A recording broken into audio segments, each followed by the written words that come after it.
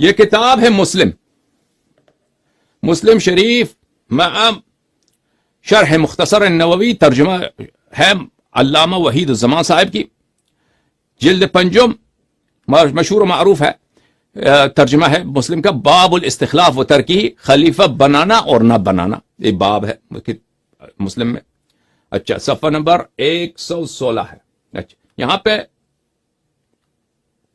حدیث نمبر 4414، صفحہ نمبر 118، یہ ایک حدیث آپ کو پہلے آپ کو پیش کر چکے ہیں، دوبارہ تفصیل کے ساتھ پڑھنے کی ضرورت نہیں، میں آپ کو اردو ترجمہ مولانا وحید الزمان صاحب کا مولوی وحید الزمان کا سنانا چاہتا ہوں۔ تو عبداللہ ابن عمر نے کہتے ہیں کہ میں نے اپنے والد عمر سے کہا، میں نے لوگوں سے ایک بات سنی ہے تو قسم کھا لی میں نے کہ آپ سے ضرور اس کا ذکر کروں گا۔ لوگ یہ کہتے ہیں کہ آپ کسی کو خلیفہ نہیں کریں گے۔ عمر جو ہے مرنے والا ہے، اس کو چاقو لگی ہے، زخم ہوا ہے۔ اچھا، تو اس کا بیٹا اس کے پاس گیا ہے، کہتا ہے لوگ یہ کہتے ہیں، اس کو کہنے والا کون تھا؟ حفصہ تھا، اس کی بہن تھی، کہ لوگ یہ کہتے ہیں کہ آپ کسی کو اپنا خلیفہ نہیں بنانے والے، اور اگر آپ کا کوئی چرانے والا ہو اونٹوں کا یا بکریوں کا، پھر وہ آپ کے پاس چلا آوے ان اونٹوں یا بکریوں کو چھوڑ کر، تو آپ یہ سمجھیں گے کہ وہ جانور برباد ہو گئے۔ اس صورت میں اچھا، آدمیوں کا خیال تو اور بھی زیادہ ضروری ہے نا۔ میرے اس کہنے سے ان کو خیال ہوا، یہ جو ہے نا ترجمہ وحید الزمان کا صحیح نہیں ہے۔ قال وافقہ قولی فوضع رأسہ، اس نے میرے قول سے موافقت کی، عمر نے میرے قول، اس کا ترجمہ اسے نہیں کیا، پھر وہ فوراً اس میں چلا جاتا اور ایک گھڑی تک وہ سر جھکائے رہے، ٹھیک ہے نا، فوافقہ قولی، اس کا انہوں نے ترجمہ نہیں کیا۔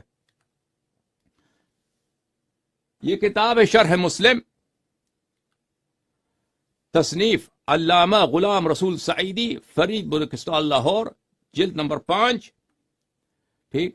یہاں پہ باب الاستخلاف و ترکی، صفحہ نمبر 758، صفحہ 759 میں یہ حدیث نمبر 4600۔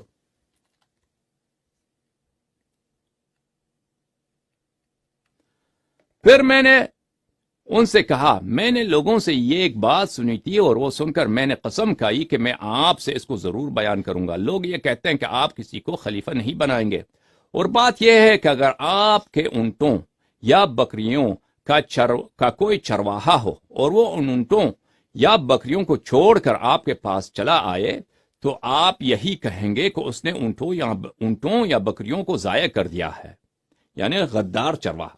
وہ بھی کچھ دن کے لیے آئے یا 2 گھنٹوں کے لیے آئے نا، رسول پاک صلی اللہ علیہ وسلم تو ہمیشہ کے لیے جا رہے ہیں۔ سو لوگوں کی نگہبانی زیادہ اہم ہے، مسلمانوں کی دیکھ بھال یہ تو زیادہ اہم ہے اونٹوں سے یا گدوں سے، ٹھیک ہے نا۔ عمر نے میری اس رائے کی موافقت کی۔ اچھا، سعیدی صاحب نے درست ترجمہ کیا، مولانا وحید الزمان سے ایک فقرہ چھوٹ گیا تھا، تو عمر کا بھی یہی قول ہے، عبداللہ ابن عمر کا بھی یہی قول ہے، ٹھیک ہے نا، کہ تنصیص نہ کرنا یہ نہایت ہی قبیح کام ہے، یہ تنقیص، یہ اس میں بڑا قبح ہے، اور اسی کو یہ نسبت دیتے ہیں کس سے؟ رسول پاک صلی اللہ علیہ وآلہ وسلم سے۔ اسی حدیث میں اب عمر کہتا ہے کہ رسول پاک صلی اللہ علیہ وآلہ وسلم نے کسی کو خلیفہ نہیں بنایا۔ عزیزو، یہ ملاحظہ فرمائیے، یہ کتاب ہے صحیح مسلم بشرح النووی، مجلد نمبر 6، چاپ دار الفکر، الجزء الثانی عشر، یہاں پر وہی روایت ہے، بلی زعموا انك غير مستخلف وانه لو كان لك راعي ابل او راعي غنم ثم جاءك، وہی بات۔ اچھا، اس کے ذیل میں جناب نووی فرماتے ہیں وفي هذا الحديث دلیل، اس حدیث میں دلیل ہے، ان النبي صلی اللہ علیہ وآلہ وسلم لم ينص على خلیفة وهو اجماع اہل السنة وغيرهم، اجماع ان کا ہمارا اجماع ہے، اس حدیث میں دلیل ہے کہ رسول پاک صلی اللہ علیہ وآلہ وسلم نے کسی کو خلیفہ نہیں بنایا۔ کیونکہ اس میں عمر یہ کہتا ہے نا، عبداللہ ابن عمر کے کہنے کے بعد عبداللہ ابن عمر نے جب اپنے والد سے کہا کہ اگر آپ کے پاس ایک چرواہا ہو، وہ گدوں کو چھوڑ کے واپس آ جائے آپ کے پاس، تو آپ کہیں گے یہ غدار چرواہا ہے۔ تو آپ کسی کو اپنا خلیفہ بنا کر جائیے. تو عمر نے اس کے جواب میں کیا کہا؟ عمر نے کہا کہ فوافقہ قولی، اس نے میرے بات سے موافقت کی. پھر اس نے 1 گھنٹہ سوچا، پھر اپنا سر اس نے اٹھایا اور کہا کہ بھلے اللہ اپنی دین کی حفاظت کرے گا، اگر میں کسی کو اپنا جانشین نہ بناؤں تو رسول پاک صلی اللہ علیہ وسلم نے کسی کو جانشین اپنا نہیں بنایا. تو دیکھیں عمر نے اس بات کے اعتراف کے بعد کہ کوئی بھی شخص اپنی رعایا کی دیکھ بھال کے لیے، چاہے وہ گھرانے کا سرپرست ہو، چاہے وہ کچھ بکریوں کا، گدوں کا، جانوروں کا سرپرست ہو، ایک چرواہا ہو، چاہے وہ معاشرے کا سرپرست ہو، ان کو ویسے ہی ان کا امور متفرق چھوڑ کے چلا جائے تو وہ غدار آدمی ہے. اس کو اعتراف کرنے کے بعد فوراً اس کے بعد اس نے وہی سی بات کو نسبت دی ہے کس سے؟ رسول پاک صلی اللہ علیہ وآلہ وسلم سے، اور اسی طریقے سے اللہ سے بھی نسبت دی ہے.